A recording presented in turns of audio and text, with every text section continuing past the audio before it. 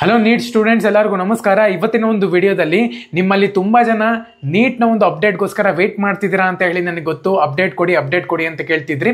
ಖಂಡಿತವಾಗ್ಲೂ ಕೂಡ ಅಪ್ಡೇಟ್ ಕೊಡ್ತೀನಿ. ಇನ್ನು ಚಾನಲ್ಗೆ ಸಬ್ಸ್ಕ್ರೈಬ್ ಮಾಡ್ಕೊಂಡಿಲ್ಲ ಅಂದರೆ ಸಬ್ಸ್ಕ್ರೈಬ್ ಮಾಡಿಕೊಂಡು ಪಕ್ಕದಲ್ಲಿರುವಂಥ ಒಂದು ಬೆಲ್ ಐಕಾನ್ನ ಕ್ಲಿಕ್ ಮಾಡೋದು ಮರಿಬೇಡಿ. ಬನ್ನಿ ವಿಡಿಯೋನ ಸ್ಟಾರ್ಟ್ ಮಾಡೋಣ ಅಂತ.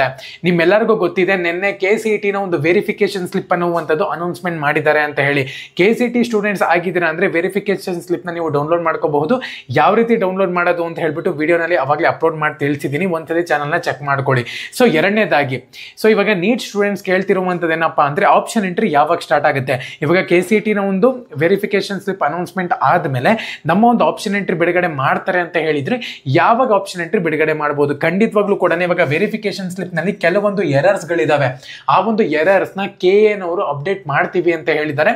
ಸೊ ಅದಾದ ಮೇಲೆ ನೆಕ್ಸ್ಟ್ ಸ್ಟೆಪ್ ಇರುವಂಥದ್ದೇ option entry. So option entry ಅನ್ನುವಂಥದ್ದು ಇನ್ನೇನು 2 to 3 days ಒಳಗಡೆ ನಿಮಗೆ ಬಿಡುವಂಥ ಒಂದು ಚಾನ್ಸಸ್ ತುಂಬ ಇರುತ್ತೆ. ಈ ಒಂದು ಎರರ್ ಏನನ್ನ ಅವರು ಫಿಕ್ಸ್ ಮಾಡಿದ್ದಾರೆ ಅಂದರೆ, ಯಾಕಂದರೆ ಇವಾಗ ಕೋರ್ಟನ್ನು ಕ್ಲೈಮ್ ಮಾಡಿರ್ತಾರೆ ನೋಡಿ, ಅದನ್ನು ಕೂಡ ಶೋ ಆಗ್ತಿಲ್ಲ ವೆರಿಫಿಕೇಶನ್ ಸ್ಲಿಪ್ನಲ್ಲಿ. ಎರಡನೇದಾಗಿ ನಿಮ್ಮ ಒಂದು ಕ್ಯಾಟಗರಿ ಶೋ ಆಗ್ತಿಲ್ಲ, ಕೆಲವೊಬ್ಬರಿಗೆ ರ್ಯಾಂಕೇ ಶೋ ಆಗ್ತಿಲ್ಲ. ಸೊ ಹಂಗಾಗಿ ಒಂದು ಎರರ್ನ ಅವರು ಫಿಕ್ಸ್ ಮಾಡಬೇಕಾಗತ್ತೆ.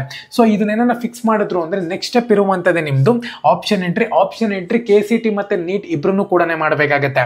ನೆಕ್ಸ್ಟ್ ಸ್ಟೆಪ್ ಬಂದ್ಬಿಟ್ಟು ನಿಮ್ಮದು ಕೌನ್ಸಲಿಂಗ್ ಅಂತಲೇ ಹೇಳ್ಬೋದು. ಇದು ಕಂಬೈನ್ ಕೌನ್ಸಲಿಂಗ್ ಆಗಿರೋದ್ರಿಂದ ನಿಮ್ಮಲ್ಲಿ ತುಂಬ ಜನ ಕೇಳ್ತಿರುವಂಥದ್ದು ಏನಪ್ಪಾ ಅಂದರೆ ಪ್ರಿಫರೆನ್ಸ್ ಯಾವ ರೀತಿ ಮಾಡುವಂಥದ್ದು, ಕಾಲೇಜ್ನ ಒಂದು ಲಿಸ್ಟ್ ಪ್ರಿಫರೆನ್ಸ್ ಯಾವ ರೀತಿ ಮಾಡೋದು ಅಂತ ಕೇಳ್ತಿದ್ರಿ.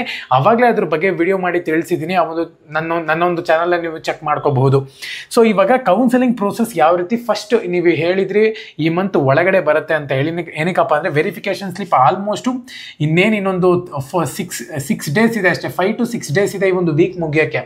ಸೊ ಅದ್ರ ಮಧ್ಯ ಅಂತಲೂ ಕೂಡ ಮಾಡೋಕ್ಕೆ ಸಾಧ್ಯನೇ ಇಲ್ಲ ಕೌನ್ಸಲಿಂಗು. ಸೊ ಹಾಗಾಗಿ ನನ್ನ ಒಂದು ಪ್ರಕಾರ ಜುಲೈ ಫಸ್ಟ್ ವೀಕ್ನಲ್ಲಿ ನಿಮ್ಮ ಒಂದು ಫಸ್ಟ್ ರೌಂಡ್ ಆಫ್ ಕೌನ್ಸಲಿಂಗ್ ಬಂದ್ಬಿಟ್ಟು ಸ್ಟಾರ್ಟ್ ಆಗುತ್ತೆ.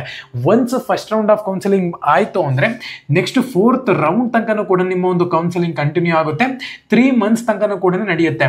ಸೊ ಇವಾಗ ನೀವೇನು ಮಾಡಬೇಕು ಅಂದರೆ ಜಸ್ಟ್ ಆಪ್ಷನ್ ಎಂಟ್ರಿಗೆ ನೀಟು ಮತ್ತು KCET ಇಬ್ಬರನ್ನು ಕೂಡ ಪ್ರಿಪೇರ್ ಆಗಬೇಕಾಗತ್ತೆ. ಕಾಲೇಜ್ ಲಿಸ್ಟ್ನ ಮಾಡ್ಕೋಬೇಕಾಗತ್ತೆ. College list first NEET students ಆಗಿದ್ದೀರಾ ಅಂದರೆ ಮೆಡಿಕಲ್ ಪ್ರಿಫರೆನ್ಸ್ ಇರಬೇಕಾಗತ್ತೆ. ನಿಮ್ಮ ಒಂದು ರ್ಯಾಂಕ್ನ ನೋಡಿಕೊಂಡು ಮೆಡಿಕಲ್ ಪ್ರಿಫರೆನ್ಸ್ನ ಮಾಡ್ಕೊಳ್ಳಿ. ಸೊ ಎರಡನೇದಾಗಿ ನಿಮ್ಮ ಒಂದು ಪ್ರಿಫರೆನ್ಸ್ ಇಂಜಿನಿಯರಿಂಗ್ ಇರಬೇಕಾಗತ್ತೆ. So engineering main important. 3rd ಒಂದು ಅಗ್ರಿಕಲ್ಚರ್ ಇರಲಿ. ಸೊ 4th ಒಂದು ಬಂದ್ಬಿಟ್ಟು ಆಯುಷ್ ಇರಲಿ. ಸೊ ಈ ಥರ ನೀವು ಪ್ರಿಫರೆನ್ಸ್ನ ಮಾಡ್ಕೋಬೇಕಾಗತ್ತೆ. ಮಲ್ಟಿಪಲ್ ಕಾಲೇಜಸ್ನ ನೀವು ಸೆಲೆಕ್ಟ್ ಮಾಡಬಹುದು, ತಲೆ ಕೆಡಿಸ್ಕೊಳ್ಳುವಂಥ ಒಂದು ಅವಶ್ಯಕತೆ ಇಲ್ಲ. ಸೊ ಪ್ರತಿಯೊಬ್ಬರು ಕೂಡ KCET ನಲ್ಲಿ ಆಪ್ಷನ್ ಎಂಟ್ರಿ, KCET ಆಗಿರ್ಬೋದು ಅಥವಾ ನೀಟ್ ಆಗಿರ್ಬೋದು, ಆಪ್ಷನ್ ಎಂಟ್ರಿನಲ್ಲಿ ಮಲ್ಟಿಪಲ್ಸ್ ಆಗಿರುವಂಥ ಒಂದು ಕಾಲೇಜಸ್ನ ಆ್ಯಡ್ ಮಾಡ್ಕೋಬಹುದು.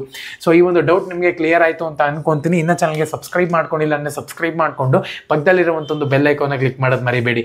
ಎಲ್ಲರಿಗೂ ಕೂಡ all the best. Jai Hind.